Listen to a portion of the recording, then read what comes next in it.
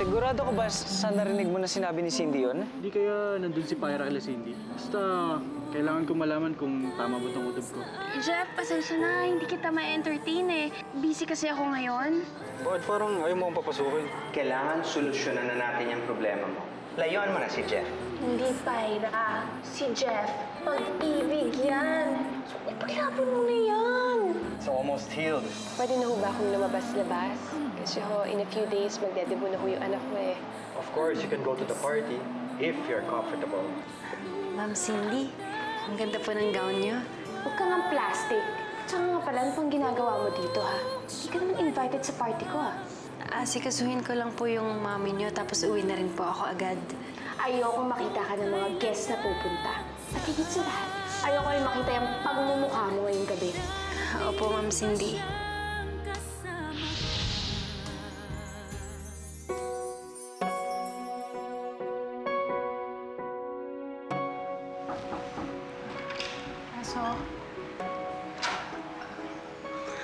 Wow!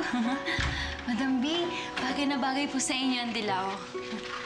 Ay, gusto niyo po tawagin ko na yung makeup artist para maayusan na kayo? Hindi na. Wala naman dapat ayusan eh. Madam, paayos po natin yung buhok niyo. Hindi na, Pyra. Okay na to. Pyra, kung... Huwag na lang kaya ako umattend sa party ni Cindy. Tingin ko naman maiintindihan niya yun, tsaka ng mga bisita niya, diba? Bakit naman ho biglang nagbago yung isip niyo? Eh kasi... Naisip ko lang na... Pag nakita ko ng mga bisita, pag-uusapan lang nila ako. Ngayon pa na ganito yung itsura ko, kahit hindi man sila magsalita, alam ko na sa utak nila, nilalait nila ako sa itsura ko. Siyempre naman po, magbubulungan sila. Isipin nila na miserable kayo dahil hindi na kayo tulad ng dati. Hayaan niyo lang po sila na ganun yung isipin nila. Yun nga yung ayoko mangyari eh. Madam, ngitian niyo lang po sila. Ngitian niyo po sila ng pang-red carpet. Pakitunguhan niyo sila ng maayos at huwag niyo pong ikahiya ang sarili niyo. Para malaman nila na hindi pa rin nawawala ang Madam B na nakilala nila dati. Pyra, salamat ha. Dahil lagi mo pinapagaan ang loob ko. Ay, Madam, kailangan ko na po palang umalis. Bibili pa po kasi ako ng gamot ni Nanay. Namumutla kasi siya. Ganun ba?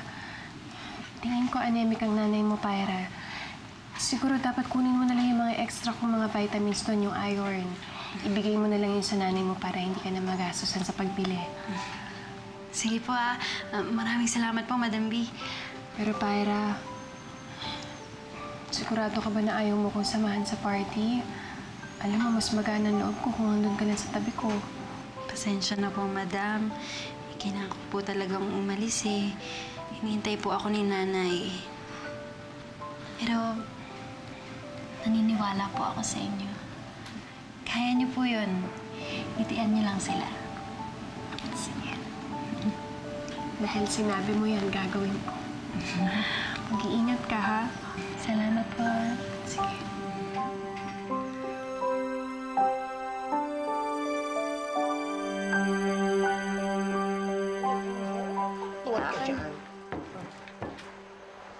Uy, parang nangihina ka. Oh, namumutla ka. Eh, parang may sinat ka. Eh, bibili nga ako ng gamot ni Pyre. Baka mababa lang yung dugo ko ngayon. Oh, yun, tama-tama. Naglaga ako ng talbos ng kamote. Sige, mauna ka na kumain, oh. Ay, Nalagay mo doon kay Pyre. hindi. Doon daw siya kakain sa opisina niya. Bakit lagi nalang ginagabi si Pyra? Eh, ang alam ko eh, yung sa bago niyang trabaho, magaang. Eh, oo nga, pero may inaasikaso daw sila para doon sa recital nila. Okay naman yung recital na yan. Alam mo, dapat humingi siya ng bakasyon dyan sa bus niya. Pahinga-pahinga kung may time. Eh, yun nga din sinabi ko sa kanya, sana sa susunod na linggo, kahit 2 araw na magkasunod, makapag-leave naman siya. Eh, tama-tama, magbe-birthday na siya. Makalabas naman tayo. Sama ka. Makapasyal tayo. Tayo.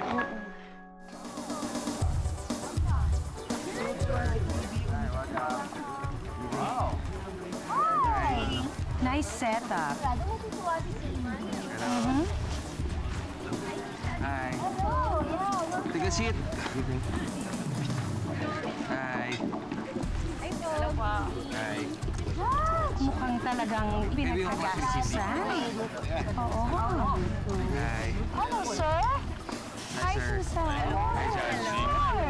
You look gorgeous. Thank you, and you're stunning in your red gown. Hello, Larry. Hi, Tita Susan. Jeffrey, naku, kanina ka pa inaantay ni Cindy sa backstage. Sige po. Sige na. How are you? Good, and we're so impressed with the presentation. Thank you. Anything for Cindy, ha? Si Of Barbara. course, alam mo naman, di ba? Andiyan lang siya sa loob. Isa lang yung pamangkin ko na yan. Wala, Barbara! Ikaw. Hi! Si Barbara. Larry, Eleanor. Hi. Barbara, you look good. Larry. She looks happy. Kaya she looks good. Thank you, Larry.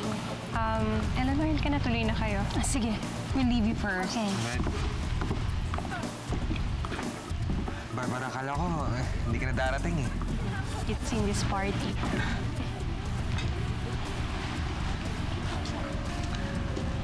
Bakit lumabas ka pa? Nagtitinginan ka na ng mga bisita. Wala na akong pakialam sa sasabihin ng ibang tao. Ang importante, nandito ako sa birthday ng anak ko. This is for Cindy, okay?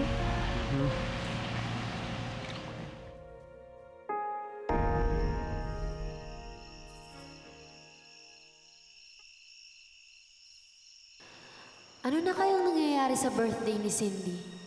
Sana naman okay lang si Madam B. Basta ako, sa birthday ko, okay na yung simpleng selebrasyon na kasama si Nanay. Sana magaling na siya nun. Ay.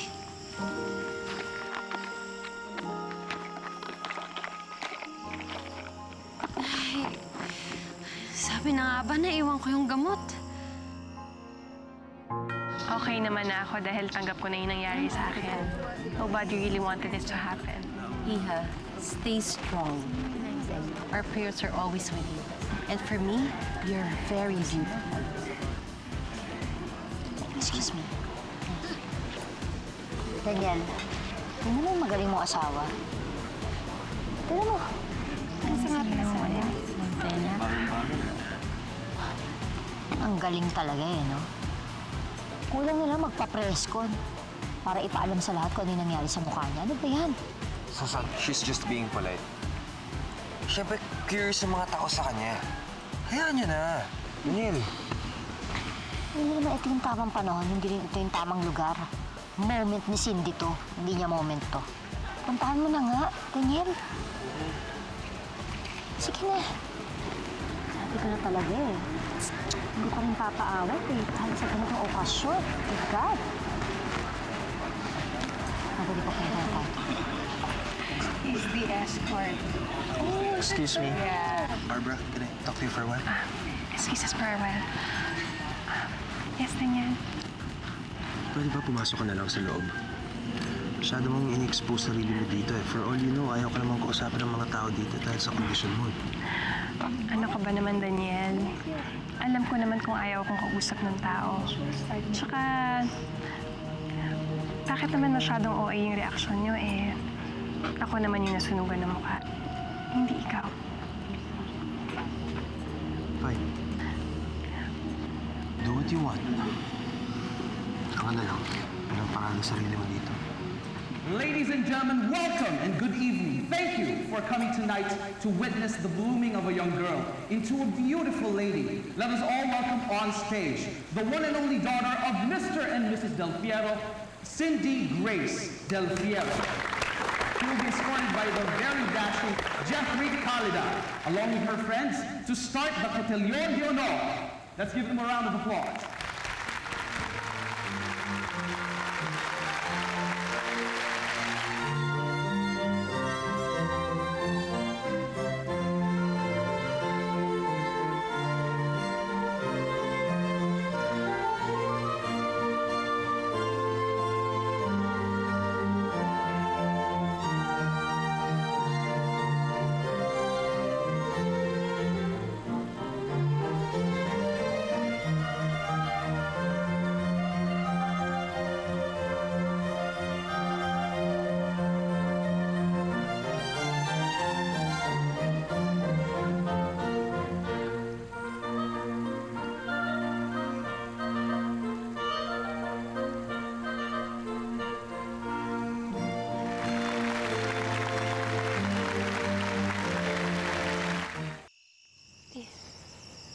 ko ba kukunin yun? Mamaya makita ka ni Ma'am Cindy. Bukas na nga lang.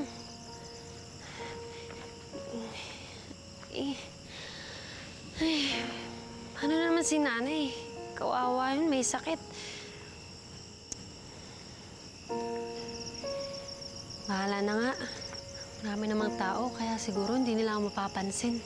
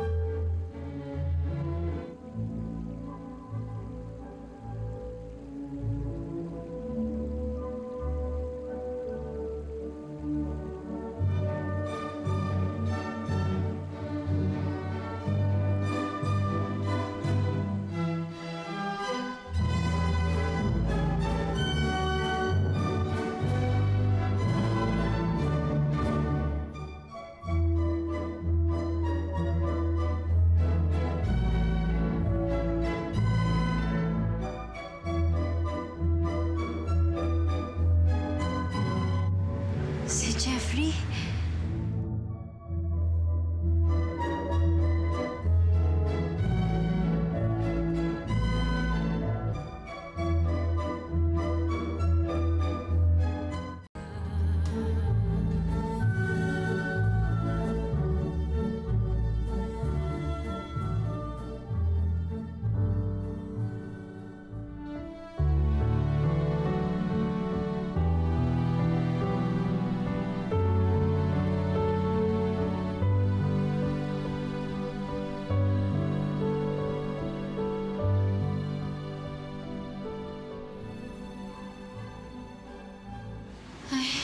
Ano ba itong naiisip ko?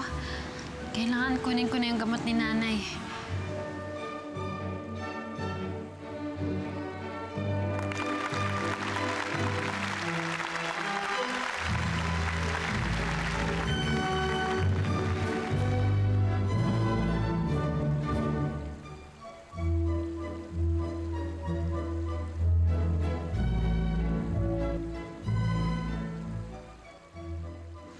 Hala, nakita yata ako ni Jeffrey.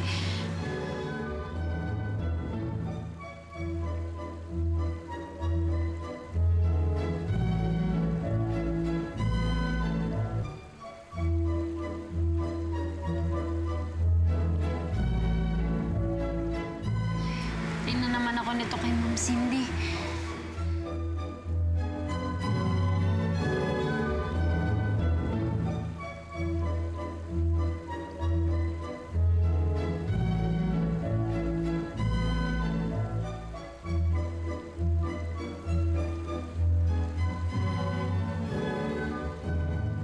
Jeff!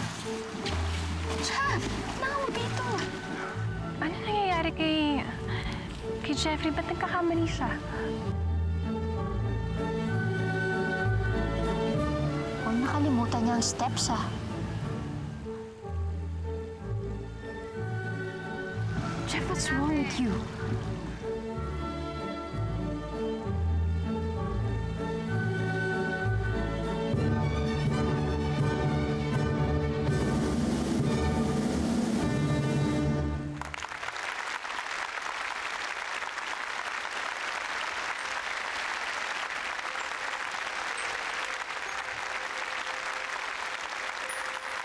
Jeff, sa akin ka nakaturo, pero sa iba ka nakatingin.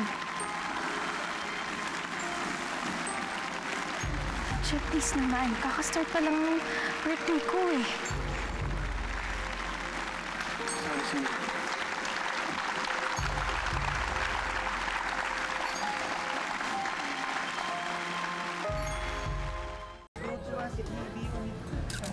Mario. Oh. Tawagin mo nga si Jeff. Sige, sige. Ba't tinitignan mo dyan? Kanina ka pa. Ano piniisip mo? Umalis ka sa pwesto mo. Muntik mo na masira yung sayaw. Dude, hindi yung paniniwalaan to. Nakita ko si Pyra doon kanino.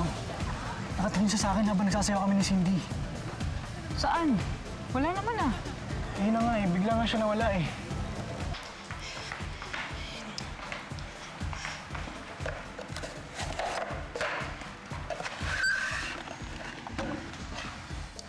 Saan ba yun? Dude, hindi talaga ako maniniwala sa'yo. Baka imagination mo lang. Tara na dun. Dude, hindi. Ngayon, alam ko talaga na si Pyra yung nakita ko. Kita-kita ng dalawang mata ko eh. Tara, samahan mo ko. Hanapin natin siya. Tara. Jeffrey! Punta yun. Oh, Pyra, anong ginagawa mo dito? Naiwan ko kasi yung gamot na ibibigay ko kay nanay. Pinapabigay ni Madam B. Naitabi ko na. Hindi, tara na. Huwag ka na nga magpa-apekto sa Pyra na yun. She cannot go near Jeffrey as long as you're together. Yun na nga eh. I don't even know where Jeff is. Baka nga stick out na yung dalawang yun sa akin eh. Naku, huwag ko lang talaga makikita yung Pyra yan. I swear. Relax ka nga lang. Alam niyo mabuti pa, mag-pictorial na lang tayo. Oo nga, tara na. Halika na. Kumaya na, wala ako sa mood. Halika na. Tayo na lang. Oh, ito. Ay, maraming salamat, Ate Malu, ah. Sige, kailangan ko na umalis. Baka mamaya makita pa ako ni Ma'am Cindy. Sa likod ka na dumaan kasi nagdadating yung mga bisita. Ha? Sige, mag-ingat ka. Opo, sige, salamat, ha. Oo. Bisa mo na. Sabi naman sa'yo eh. Parang ganun. Ulit mo eh. Kita mo na. Wala naman tayo napala. Diba, wala naman. Pagod lang ako. Umakyat ako, nagsayaw ako. Dude, pero sigurado talaga ako. Doon ko lang siya nakita kanina eh. Wala nga eh, wala. Nakakagutom na. Halika na doon. Bumalik na tayo. Baka hinahanap na tayo doon. Tara na. Tara. Ano naman eh. Oh. Titingin pa. Tara na. Grabe naman pala itsura niya, no? Oo nga, no? Itsura ng mukha niya. Oo, grabe. Nakakatakot kaya siya. Oo nga. Ano ang itsura niya? Kung ako siguro ganyan, hindi na ako lalabas ng bahay. Malamang. Kapagtalpanan lang ako. Huwag na pansinin, Brad. Hayaan mo na lang. Ano ba problema ninyo? Eh, gusto ko yung sabihin? Ha? Wala, Brad. Pare, sa business ko. Hindi niya lang makontrol minsan ang bibig niya. Pasensya na, pare. Nandiyan, wag mo na lang pakiulan. Teka na. Hayaan mo na sila. Pasensya na. Kasi, kanina ko ba sinasabi sa'yo, doon ka na lang sa loob ngayon. Chichismisan ka ng mga tao. Kaya, bisita ko. Nasaan na ba kasi si Cindy? Matagal naman.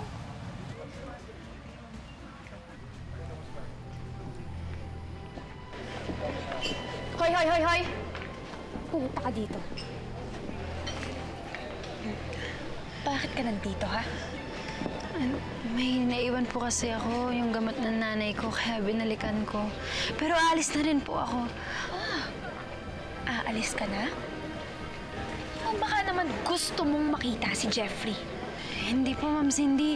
Sarado na po kasi yung daan sa harap eh, kaya dito po ako pinadaan sa likod. Ikaw ang landi mo talaga eh, no? Ha? Ha? Gusto mo talagang hanapin si Jeffrey, no? Ha? Aagawin mo pa yung escort ko?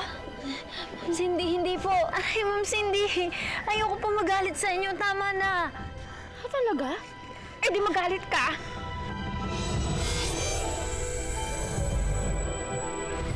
Ha? Ha?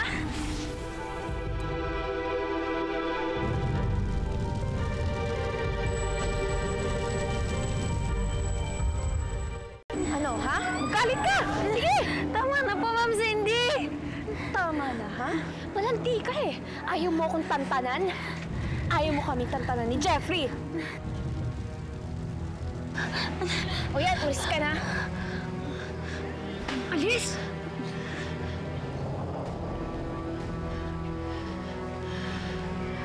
Wait lang, Pyra. Ano po yan? May nakalimutan lang ako.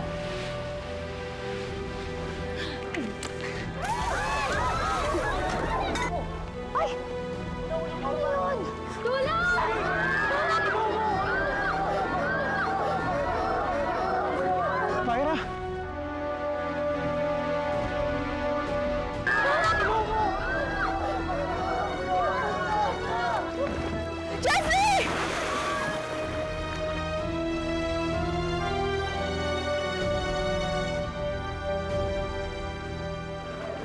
Jeffrey!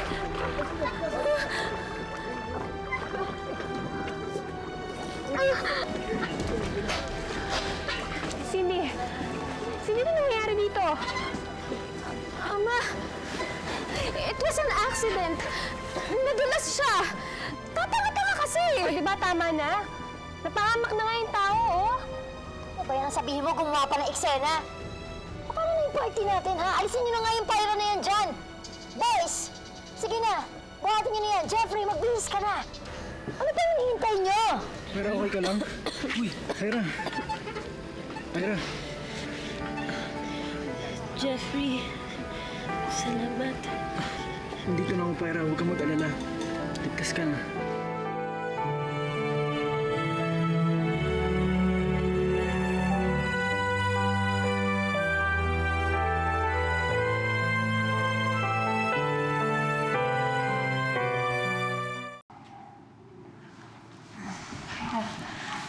Buti naman nagkasya sa'yo yan.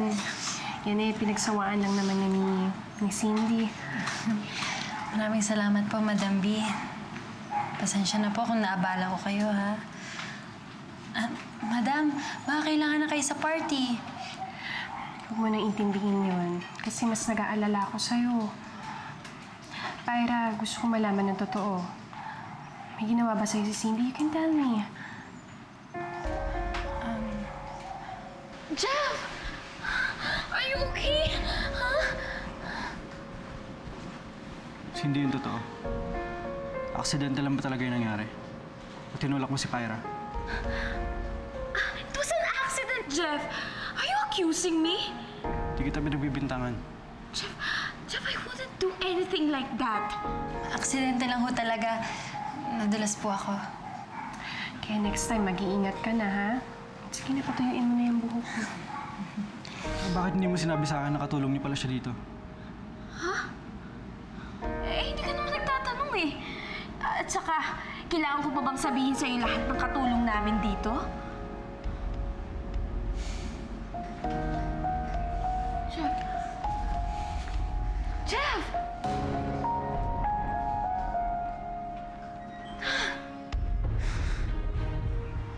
Ma'am, may naghahanap sa inyo. Sige. Jeffrey. Tita Barbara, kumusta na po si Pyra? Okay naman si Pyra. Pwede ko po ba siyang makausap? Naku, nakaalis na si Pyra eh. Hindi ko lang sigurado kung maaabutan mo pa siya. Ganun ba? Sige po. Salamat. Sige.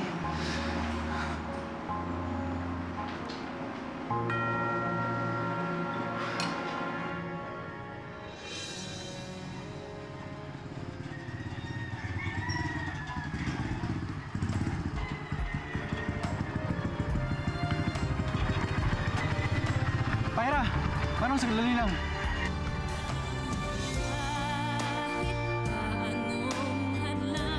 Jeffrey?